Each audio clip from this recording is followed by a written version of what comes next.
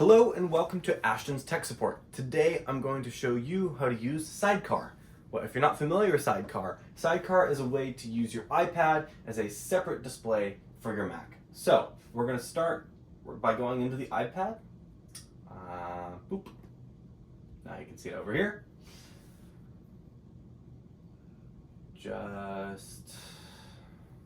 Okay.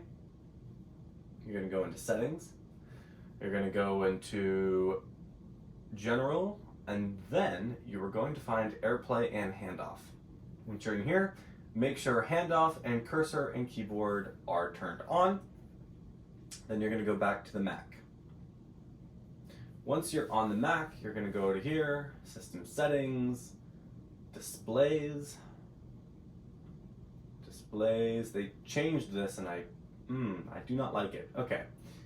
Displays. If we go into Advanced, just make sure all these are on for link to Mac or iPad.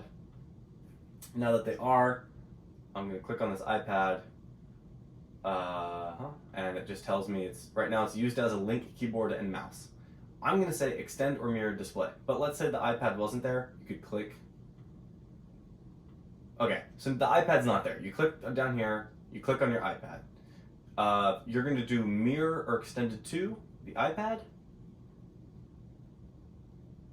And bam, my iPad is currently being used as a separate display. It's over here. Okay, so on the iPad, you can see that you have this bar up here and bar over here.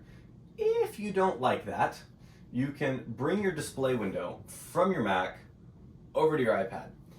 Once you're on the iPad, you're going to see Show Sidebar. Never. It will reconfigure. Parallels will pop up for me, so I'm going to say do enable. And then I'm going to have another option on here, which will say Show Touch Bar. No. It's going to reconfigure again. It's going to freak out.